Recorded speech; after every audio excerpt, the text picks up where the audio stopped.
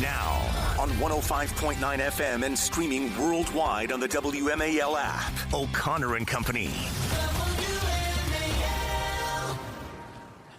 It's our 8 o'clock hour. That means you've missed our first 3 hours, so make sure you subscribe to the podcast. I just met somebody last night at a Christmas party who said, "Hey, I love the show." I said, "Oh, when do you listen?" I always like to know when they're listening.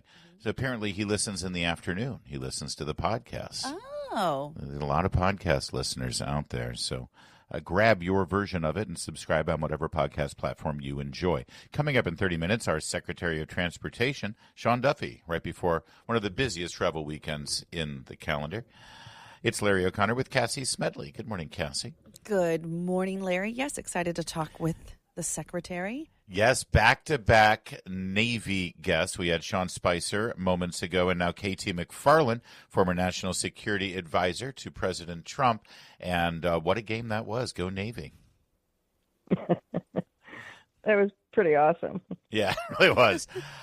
So lots to discuss. First, we have to turn to Venezuela. I'm sure you saw the president's remarkable post on Truth Social about a day and a half ago that basically classified Venezuela as a terrorist state, but also instituted a full blockade on all oil tankers coming or going from that nation, and described the Navy assemblage down there in the Caribbean Sea as the largest armada South America has ever seen. Where does this end, KT? Oh, this is so brilliant. It's just brilliant. Here's what's happening. So we're looking at sort of two tiers of Venezuelan activities. One is we're all watching the drug boats and narco boats getting blown out of the sea, and that's where everybody's paying attention. But the real action is this armada, because if you do the math, Venezuela needs about $200 million a week of oil revenues to pay for its military and its klepto cronies and all the stuff the government does. It sells about $200 million a week to oil that's not supposed to be sold. Remember, sanctioned oil, yeah. UN sanctions, U.S. sanctions, so it's not supposed to be able to sell it, but it is illegally selling it, and it makes about $200 million a week. Now, it's selling it on these ghost tankers, and there's a fleet of about 1,000 of them. They're illegal. They're not flagged by any countries. We all know where they are. GPS follows them. They know exactly where they port, where they pick up the oil. We know exactly where they drop it off. And those are sailing around the world as 1,000 tankers. What President Trump is now doing is the tankers are not getting in or out of Venezuela. So that means the income stream that Maduro needs to pay for his government is going to be cut way, way, way back. And they borrow some money, they go through a deficit, and they only have about $1 billion in a savings. So they start running out of money in weeks. So what happens then? Nobody loves Maduro in Venezuela. He's in power because he buys them off and blackmails them. So if he doesn't have any money to buy them off and blackmail them, I think it's pretty soon it doesn't take long before they all overthrow him. Uh-huh. So that totally makes sense. So I'm sure that the president, knowing his, he wouldn't hesitate to use military action if necessary to meet America's interests abroad, but he would prefer not to. I think that's fair to say. So Absolutely. Do you believe there are ongoing discussions right now trying to facilitate Mr. Maduro's exit from that nation, maybe with an exile in some neighboring country or something? What is going on here diplomatically behind the scenes to get Maduro out so that it doesn't reach that point? Well, first of all, Maduro has offered to do anything we want to stay in power, and that's not working. So I'm assuming that he's having some kind of negotiations for his exit plan. Because, as you just pointed out, Larry, President Trump doesn't want to use military force. And the genius of this is he won't have to use military force. Who's going to come and fight that American armada? Not the Venezuelan Navy, and certainly not the Chinese Navy, which is the real recipient of most of that oil. So President Trump, just by showing that he controls the flow of oil in and out of Venezuela, he's reestablishing and put the flag down of the United States in the Western Hemisphere. So he's saying Monroe Doctrine all over again. We, the United States, are building a pro-American Western Hemisphere. Just had the election in Chile. We've had the election in Argentina, and now there probably will be a change of leadership in Venezuela, a pro-Trump change of leadership. And we all know about this, the Nobel laureate Maria Machado, who's just this, heroic rescue and escape from Venezuela. She's ready to step in to govern the country. So it's sort of all lined up brilliantly, and we don't have to fire a shot. Katie, I want to ask you get your insight on all the news lately of certainly terror attacks like the one in Sydney, but also thwarted terror attacks. We saw that the FBI thwarted the proposed New Year's Eve attack out in California. And there's been some other incidents reported, which is good that the system seems to be working in the sense of thwarting them. Yes. But does it feel like there's an uptick, or are we just hearing about more of them? What's your sense on all of this, and how should we be feeling heading into New Year's Eve and the holidays? Well, we've clearly taken we, the United States, has led the world in stopping ISIS attacks and these random acts of violence. But the problem with it is all you need is like a one or two off who's going to go grab a knife or grab a gun and shoot him Allahu Akbar and start shooting people up. So there's a mopping up operation that has to happen. And it's not, I think it's impossible to get to the point where you see all of those coming, because they don't cost any money. You don't see money moving around. But what I think we all have to do is be really vigilant, and no DEI enforcement of laws. Just be really vigilant in any public place, especially with the world's uptick of anti-Semitism. Sure. Yeah, it's scary. Well, and to that end, I often hear from people, these people are just anti-Israel, state of Israel, or Netanyahu's government, but that doesn't mean they're anti-Semitism. But time and time again, we see that the people who are marching in the streets and screaming these Hamas slogans and criticizing the state of Israel, they're also directly connected to these terror attacks that either are executed successfully, like we saw tragically in Australia, or are thwarted by the FBI. It's kind of hard to draw those lines now of the people who are marching in the streets screaming from the river to the sea and not say, oh, yeah, because you hate Jews. Yeah, and they're terrorists. If they're not terrorists, they're terrorist adjacent. Yeah. And that whole attitude of, it's not anti-Semitism, it's just anti-Israel, it just doesn't wash anymore, because you're seeing more and more and more attacks of this nature. And if look, I don't think anybody half of the people who are marching and screaming from the river to the sea, I think they don't have any idea what that means. That means the obliteration of the state of Israel. That's right. And the extermination of Jews. They don't know that. They just think, from the river to the sea, the poor Palestinian people. As what I'm looking for next year is that with implementing stage 2 of the Gaza peace plan, that then you'll all of a sudden have the Palestinians separate from Hamas. They're not the same thing anymore. And then the Palestinian people can start getting, security, rebuilding, et cetera, once Hamas is gone. Katie McFarland, thank you for joining us. I read your book, by the Revolution, which is about your time in the first term of the Trump administration, and you talk quite a bit about your time that you spend in the British Isles. So I have to ask, at this Christmas time, I was just singing about figgy pudding, famously in the deck. Have you ever had figgy pudding? Is that part of the Christmas feast for the McFarland clan? Indeed, it is. But there's a Scottish version, which is called Cranachan, which is even better. Oh. And then there's nothing better than sticky toffee pudding. Well, I think we can all agree on that. That's the stuff that détente is made around, sticky toffee pudding. KT, Merry Christmas to you. Or as they say in Scotland, Merry Christmas to you. Brilliant. Thank you. All right. It's 8:15. You're welcome. I do like leaving KT speechless. WMAL, making sense of the news. Live from the Home Paramount Pest Control Studios. Home Paramount, the leader in pest control since 1939. Brought to you by the National Air Traffic Controllers Association. We guide you home. NATCA.org. All right, a little bit of entertainment news here. John Travolta is in his 70s. He has a 16-year-old son. His late wife, Kelly Preston, was pregnant with that 16-year-old son when she was 47, and it was widely discussed at the time that she had used an egg donor to be pregnant because a 47-year-old woman, though it's not impossible, generally speaking, is not getting pregnant. Probable. Right? Yes. Probably. But now here's where the really strange twist happens in this new brave world of scientific impregnancies. John Travolta's son's biological mother is Elvis Presley's granddaughter. We're going to need a map on that one, Larry. A little scorecard, perhaps. Yeah, so the actress, Emily Koff, is that how you pronounce it? She's 36 years old. She's the daughter of Lisa Marie Presley, which, of course, was Elvis Presley's daughter, with Priscilla Presley.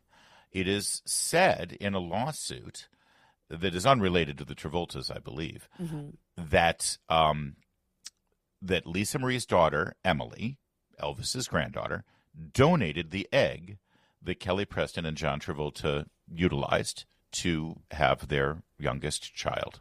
There. Got it? So yeah, the classic Hollywood story sounds like your next Lifetime movie. Tale as old as time, yes.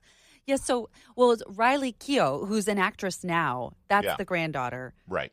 And her mom, Lisa Marie, who has passed away, allegedly, supposedly, donated her daughter's eggs to John and Kelly. Yeah, so they were friends apparently, and Lisa Marie said, "You can have my eggs." But the problem was, sadly, tragically, again, tale as old as time in Hollywood, Lisa Marie had a horrible drug problem. She ended up dying as a result of that drug problem, tragically, not dissimilar to her father.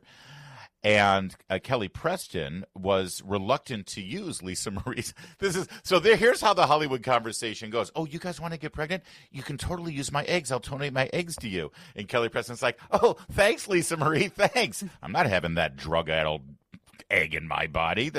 Those eggs are damaged from all the drug use.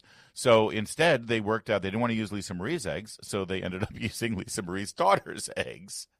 Sure. Logical. Aren't they By all the way, in Scientology? Is this yeah, exactly. related? They're all Scientologists, so we know where the Maybe moral it's clarity normal there. is there. Sorry, Scientologists, whatever. And that, by the way, Priscilla Presley, the supposed great-grandmother of John Travolta's son, Oh, my gosh. is denying all of this. So there you have it. Meanwhile, also in the news, this was sort of reported, but now there's a video of this moment that is being that is going viral. Taylor Swift's Eras tour generated $2 billion. She extended it because of all the money they were making, and so it has now been confirmed. She gave $197 million worth of bonuses to the dancers and even to the truck drivers that hauled the sets around. Truck drivers got about $100,000 each, which is basically their annual wage. So you imagine that basically a bonus that doubles your salary. The dancers received $750,000 for their bonus. So there's Tay being very generous, although if you think $2 billion and the bonuses are $197 million, that's actually a pretty small percentage if you think about it. Okay, I hate probably to be more generous than most, though, Larry. Isn't that like less than 2%? Probably more generous than most. I don't know. Have you ever gotten a percentage? Maybe I'm doing the math wrong. All right, and then humbug. Finally, you would think that Netflix has not seen an LGBTQI++ Dreamweaver plot line that they haven't embraced and promoted, but you'd be wrong. One of them apparently has gone too far, and they've canceled a series called Boots. Boots is a military woke, it's been described as woke garbage, a military series focusing on gay soldiers in our military. But by the looks of it, it looks, well, I don't want to characterize it. All I know is it's been canceled, so you don't have to worry about it. So I guess there is, at some point in the Netflix conscious, there's some things that are just a little bit too much. Well, I think their audience probably told them, yeah, not interested in that. I'd like to think so. Like to hope so there you go. Members of the military who were gay out of bounds, sexualizing young children and showing a cartoon geared toward toddlers with two gay parents transing their little child, that's A-OK. Make it make sense. It's 8:23. Coming up, it is quite possibly the busiest, at least one of the busiest travel weekends of the year. So we're going to touch base with the Secretary of Transportation, who is really changing the game there over in that department. He's Sean Duffy, and he joins us next. WMAL-FM, Woodbridge, Washington, a Cumulus media station. Making sense of the news. News Talk 105.9. News now. Now on 105.9 FM and streaming worldwide on the WMAL app. O'Connor and Company. It's 8:37. It's O'Connor and Company. It's Larry O'Connor with the delightful Cassie Smedile, who is bragging about how she's done with her Christmas shopping. So impressive. Yes, now only thing left on the list is travel to see family. Yeah, conquer the airport. That's a thing, and that's why we've got Sean Duffy. He's the Secretary of Transportation. And by the way, as stressful as you might have it this Christmas season, imagine having to, handle all those kids. Although we know who does all the work there, Secretary Duffy. Thanks for joining us. Mrs. Claus does a lot of work in my house. By the way, it's Larry. It's good to be with you and Cassie. And it's shameful that Cassie's already finished her shopping. The question is she all wrapped? No. The wrapping is. Wow. Calling it out. Wow. Man, see, there you go. And now she's stressing out. You should see her. She's now chugging her coffee. Secretary Devin, love to get your reaction to last night's address from the White House by President Trump. Honestly, he could have spent all 17 minutes talking about the achievements of just the Department of Transportation. There was a lot that happened this year. What's your takeaway from his speech? First, I was surprised he didn't spend the whole 17 minutes on transportation. But now, listen, as usual, the president was amazing, remarkable, and there's a lot of wins to talk about. In essence, my favorite point is that he closed the border. Joe Biden said he needed new legislation, and President Trump's point is all you needed was a new president, not new legislation, and he closed the border. He's going after criminals that are attacking Americans, which is fantastic. I think the one point that he didn't mention that I don't think we can forget is with the new tax bill. Taxes were going to go up if that didn't pass by $4 billion. Taxes are going to go down in 2026. America's back. The boot of the world is off America's neck. We're back, and we're fighting for our own people, our own investments. And I think that's really important. You have a president who's going to fight for the American people, which we haven't had for a long time. And so anyway, that was my takeaway from his speech last night, just reassuring the Americans that he is fighting for them. Yeah. And as you said, barely scratched the surface of all that's been there. And we were talking earlier about the 1776 dividend going to our military. And it reminded me of the bonus that you and the president secured for the air traffic controllers who showed up every day during the shutdown. And you've had a really busy 10 and a half months, starting just hours into your tenure, of course, unfortunately, with the DCA crash. But also, can you just speak to what you've been focused on, but also maintaining, or I would say even improving the morale of those in the transportation sector? Because it was a really difficult spot, has been a really difficult spot from the last administration, where everything just felt like it was a mess everywhere, roads, highways, airways. So just talk about what you've been up to.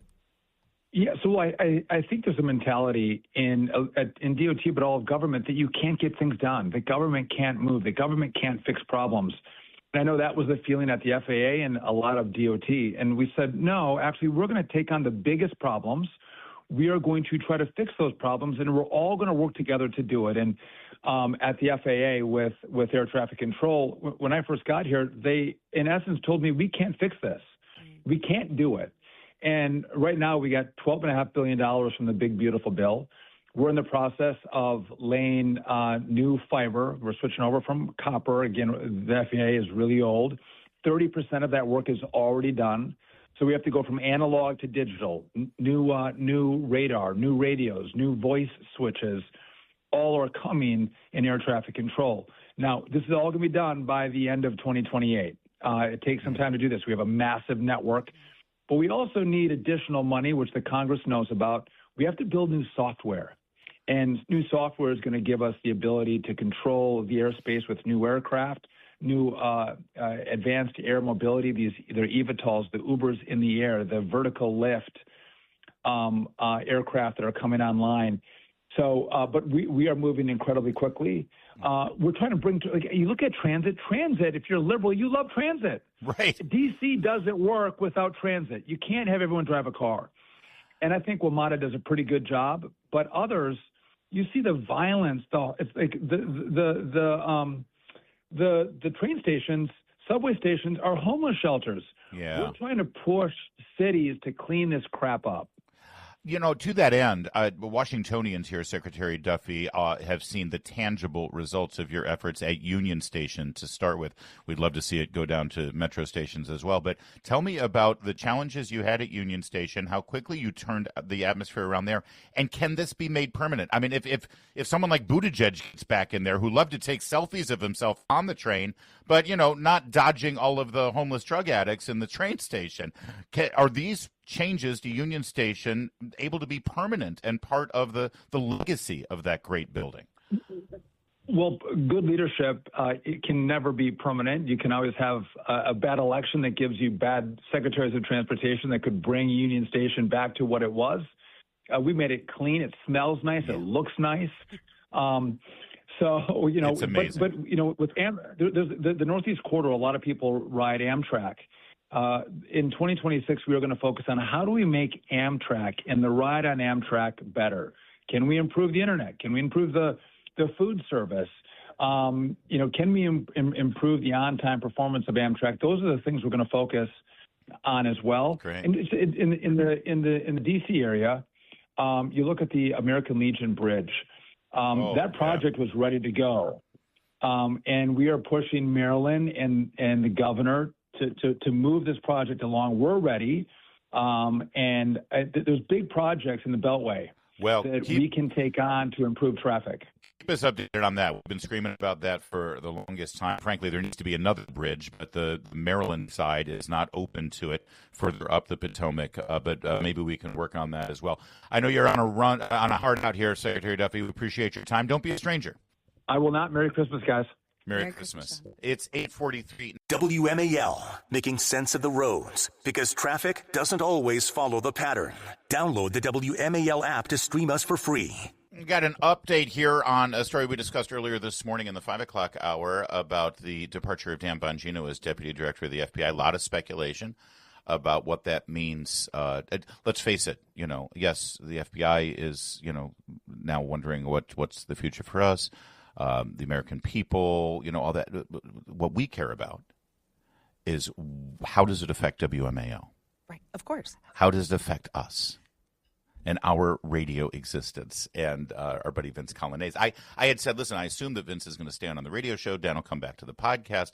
But I also said, I've given up trying to predict what the radio business does. Well, Vince has cleared that all up. He said in a post about this transition that he said, as for the big national radio show, never fear, I'm here to stay. So there you go. There shouldn't be any more questions about that. Vince, noon to 3, where he belongs.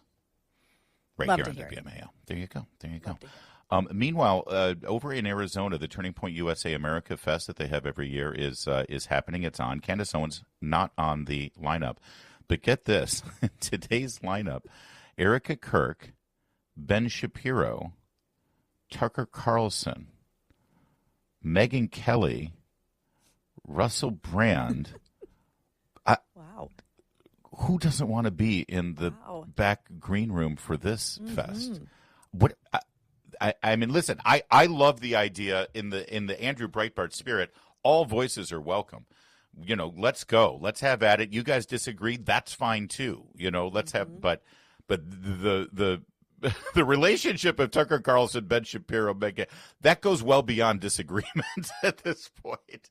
Right. Well, you know, I was thinking, you say Andrew Breitbart, I say Charlie Kirk. This is That's what true. Charlie would have wanted to pull all this together, all these voices together, let people hear it in context, unfettered. But yeah, that green room's either really awkward or one big kumbaya. I don't know. It is 8:52.